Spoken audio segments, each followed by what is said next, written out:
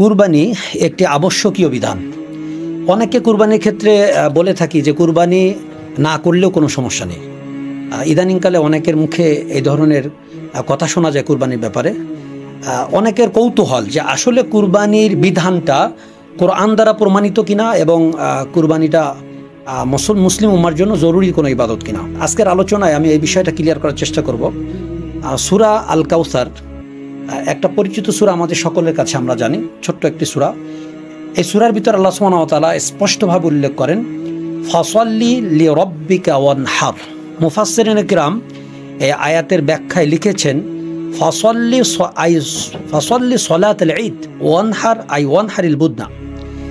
এই আয়াত দ্বারা ঈদের নামাজ এবং ঈদের নামাজের পরে কুরবানি করার বিধান স্পষ্টভাবে প্রমাণিত হয় মর্মে অনেক মুফাসসিরিনে কিরাম, অধিকাংশ মুফাসসিরিনে কিরাম বলেছেন। রাসূলুল্লাহ সাল্লাল্লাহু আলাইহি ওয়াসাল্লাম ইরশাদ করেন মান লাম ইউযহি ওয়া লাহু সাআ ফালা ইয়াকরাবান্না মুসাল্লানা।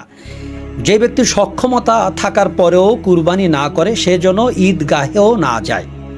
অতএব কোরআন হাদিস দ্বারা কুরবানি আবশ্যকীয় একটি বিধান। ফুকাহায়ে কেরামের ইজমায় কুরবানির এই আবশ্যকীয় বিধানকে ওয়াজিব হিসাবে আখ্যা দেওয়া হয়েছে। আমরা সবাই জানি ওয়াজিব একটি আবশ্যকীয় বিধান।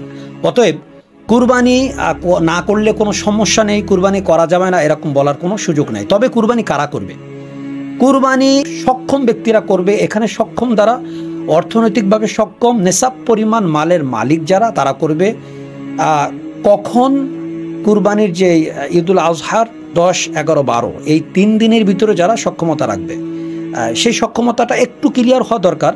আমরা সবাই জানি জাকাত ফিতরার একটা নিসাব আছে, যেমন 52.5 ভরি রূপা, বর্তমানে সম্ভবত 1.5 থেকে 2,000 টাকা ভরি হবে রূপার।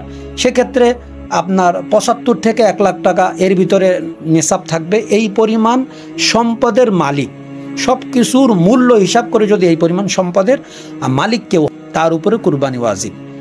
এখন প্রয়োজনীয় এবং ঋণ বাদে কারোর বাড়িতে পুকুর আছে, কারোর বাড়িতে গাছ আছে একাধিক, কারোর বাড়িতে অনেক ক্ষেত খামার আছে, অতিরিক্ত জমি ফেলানো আছে, কারোর গরু আছে অতিরিক্ত, এরকম অনেকভাবে অনেক সম্পদ আছে যেটা আমরা হিসাব করি না। হিসাব করলে দেখা যাবে এটার মূল্য অনেক চলে যাচ্ছে।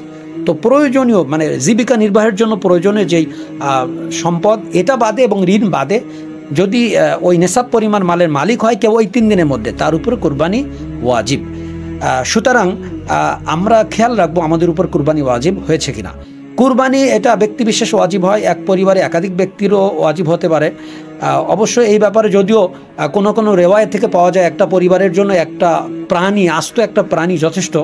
তবে ফুকাহায়ে কেরামের সর্বশেষ মতামত হলো যে উত্তম এবং সতর্ক হলো ব্যক্তি বিশেষ আলাদা আলাদা হিসাব করে কুরবানি আসবে।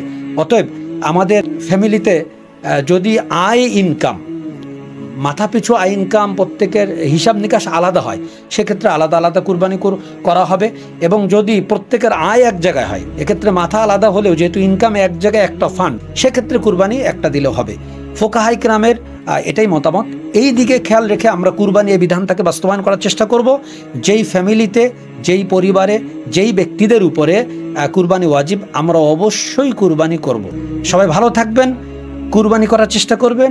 আসেন আমরা সবাই আল্লাহর জন্য কুরবানি করি, পছন্দের প্রাণীটা কুরবানি করি এবং আল্লাহর জন্য নিজের সব কিছু উৎসর্গ করার জন্য প্রস্তুত হই। আল্লাহ হাফেজ। আসসালামু আলাইকুম ওয়া রাহমাতুল্লাহি ওয়া বারাকাতুহু।